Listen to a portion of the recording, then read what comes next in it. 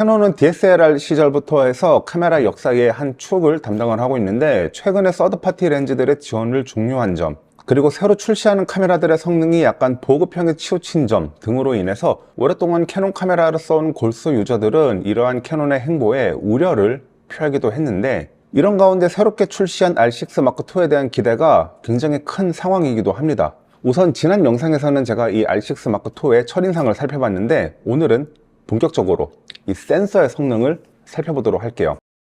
우선 기존 R6는 2010만 화소에서 R6 마크2로 넘어오면서 2420만 화소로 업그레이드가 되었습니다. 이 화소수가 올라간 만큼 사진의 해상력이 더 좋아졌다고 할 수가 있어요. 그래서 로우 촬영을 한 후 약 300% 확대를 해서 봤을 때도 크게 이질감이 느껴지지 않을 만큼 해상력이 좋아졌습니다.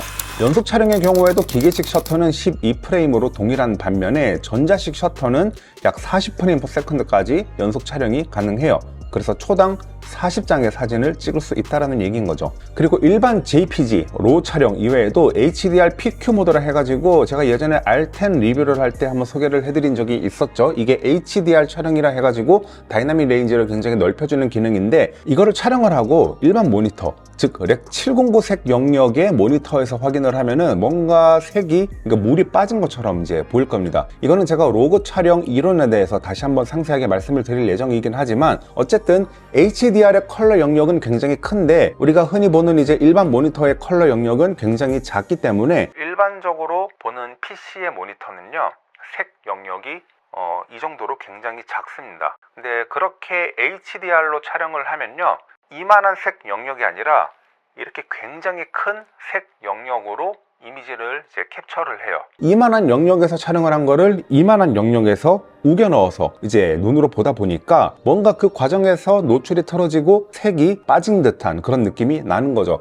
그래서 그거를 교정해주는 작업을 바로 컬러 커렉션이라고 하는 겁니다. 사람들이 컬러 그레이딩을 하는데 컬러 커렉션이 뭔지 모르는 사람들이 굉장히 많더라고요. 로고로 촬영을 한 영상이든 HDR PQ로 촬영을 한 영상이든 컬러 커렉션 작업을 거치지 않으면요, 뭘 해도 이상하게 보일 거예요. 근데 그것도 모르고 그냥 HDR PQ로 찍었더니 뭐 희뿌옇게 나오던데요 라고 말씀을 하시는 분들이 계시던데, 할 말은 많은데 굳이 안 하겠습니다. 일반 사진과 HDR PQ 사진을 비교를 해보면 확실히 차이가 납니다. 바로 하이라이트 부분이 날아가냐 아니면 날아가지 않냐로 그 차이를 느낄 수가 있을 것 같아요. 자, 현존하는 카메라 브랜드 중에서 AF 기술이 정말 좋은 브랜드 두 개를 뽑자고 하면은 바로 소니 그리고 캐논입니다. 양대 산맥이라고 할 수가 있죠. AF 기술에 있어서만큼은. 이번에 R6 마크2의 경우에는 이 딥러닝 기반의 인공지능 알고리즘이 탑재가 되어서 사물이나 피사체, 특히 사람의 눈을 정말 기가 막히게 잘 포착한다고 해요. 사진은 원래 반셔터 잡을 때마다 AF가 빠르게 잡히니까 사실 요즘 출시되는 카메라들 가지고 이 반셔터 속도로 AF 능력을 평가하는 거는 크게 의미가 없습니다. 그래서 그런 것보다는 영상을 촬영을 하면서 연속 AF 능력을 보면은 확실히 이 카메라의 AF 능력이 이 정도다라는 거를 알 수가 있어요.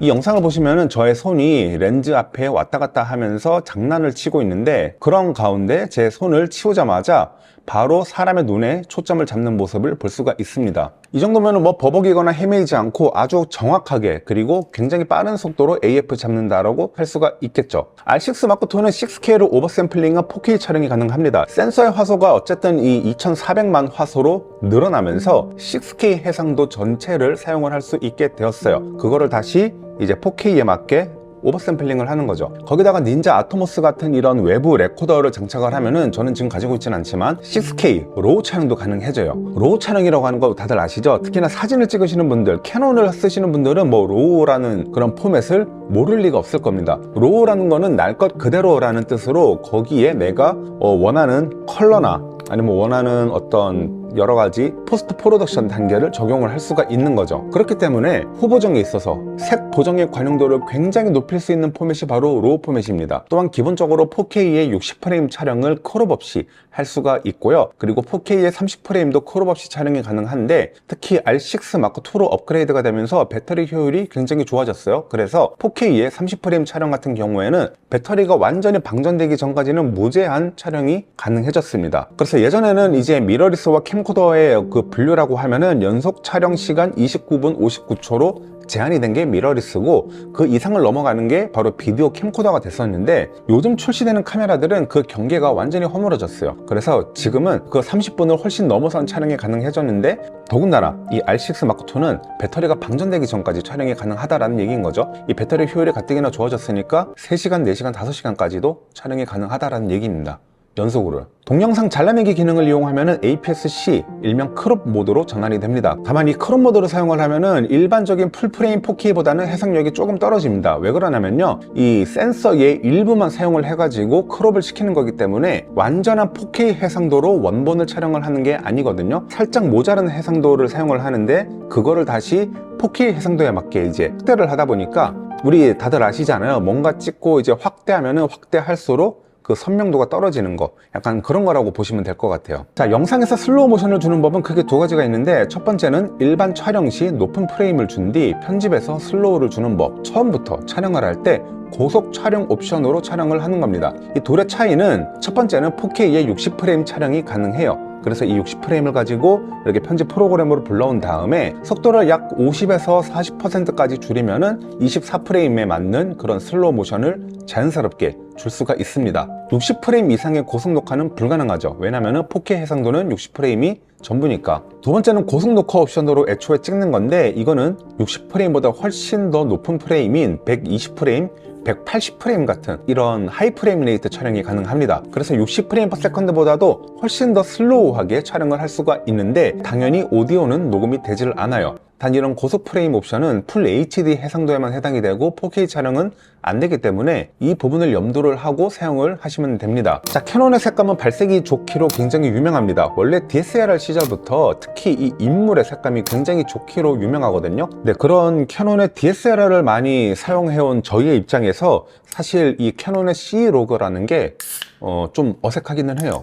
원래 캐논은 그런 게 있었거든요. 보정하지 않는다, 원본 그대로 사용한다, 약간 이런 게 좀 있었는데, 하지만 확실히 C로그로 촬영을 하면은 다이나믹 레인지의 범위가 굉장히 올라가기 때문에 영상을 시네마틱하게 촬영을 할 수가 있어요. 소니의 S로그보다 설정해야 될 메뉴도 굉장히 적고 심플합니다. 그냥 컬러 영역만 뭐 렉 709인지 HDR인지 아니면은 시네 개멋 영역인지만 설정을 해주면은 끝나는 것 같아요. 그래서 C로그로 촬영을 한 영상은 럿을 적용을 하든 또는 컬러 커렉션 작업을 하든지 해가지고 꼭 표준 색 영역으로 맞춰줘야 됩니다. 그렇지 않고 원본 영상만 보면은 이렇게 영상이 희뿌옇게 보일 거예요.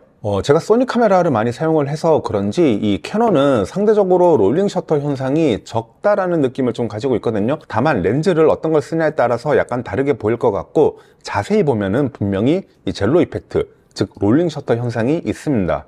다만 이 정도는 실제 촬영을 할 때 뭐 크게 신경 쓰일 정도는 아닌 것 같아요. Happy birthday, 하이리 하진이. Happy birthday. 캐논이 저조도 환경에서 노이즈가 많이 낀다, 아니면 뭐 고감도 환경에서 노이즈가 특히나 많이 낀다, 뭐 이런 얘기들이 좀 있었던 것 같은데, 그래서 야간 환경에서 영상을 촬영을 해보니까 이게 제가 LCD로 라이브 뷰 화면으로 봤을 때는 진짜 노이즈가 많이 낀 것 같았어요. 근데 막상 얘를 제 녹화 버튼을 눌러가지고 촬영을 해보니까 실제 녹화된 영상은 깔끔하게 촬영이 됐더라고요. 고감도 테스터도 좀 해볼까요? ISO는 사실 12800까지는 노이즈 억제력이 굉장히 준수한 편이었고, 약간 25600 정도는 올라가야지 화면에 노이즈가 끼는 거를 볼 수가 있었습니다. 그리고 51200으로 이제 올라가면은 확실히 노이즈가 눈에 띄게 많이 증가했지만, 전체적으로는 고감도 노이즈 억제력도 굉장히 준수하다는 것을 알 수가 있어요. 이번에 R6 마크2의 경우 내장 오축 손떨방 그리고 디지털 IS 기능까지 가지고 있는데, 만약 렌즈 떨방까지 내가 이제 지원을 한다라고 하면은, 그러면은 무려 손떨방 3총사가 모두 작동을 하는 셈이기 때문에 굉장히 안정적으로 촬영을 할 수가 있어요. 사실 뭐 파나소닉의 플래그십 발이 뭐 GH5라든가 GH6 뭐 그 정도까지는 아니지만, 그래도 이 정도면은 짐벌이 없이도 꽤나 안정적으로 촬영을 할 수 있을 것 같습니다. 자, 이렇게 R6 마크2의 여러 가지 기능들을 좀 살펴봤는데, 전체적인 총평은 아주 안정적인 카메라다라는 점입니다. 현재 플래그십 카메라들이 가지고 있는 고급 기능들을 대거 포함하고 있으면서도 늘어난 배터리 효율과 그리고 크롭되지 않은 4K 60프레임 촬영 등으로 인해 마치 DSLR처럼 믿고 사용할 수 있는 캐논의 미러리스가 정말 간만에 등장한 것 같아요. 정말 기능적인 면에 있어서는 더할 나위 없이 꽉 채워진 느낌입니다. 이미 R6 마크2에서 이렇게 완벽해진 밸런스를 보여줬는데 벌써부터 마크3 후속작이 굉장히 기대가 될 정도예요. 그러니까 이 정도 성능에서 마크3가 나오면은 그때는 시네마 카메라를 넘보는 어떤 성능이 나오지 않을까라는 생각을 해봅니다. 아마추어부터 프로 사진가 또는 프로 비디오 제작사까지 모두 만족시킬 수 있는 카메라 R6 마크2에 대해서 오늘 리뷰를 해보았고요. 저는 그러면은 다음 영상에서 다시 인사드리도록 하겠습니다. 감사합니다.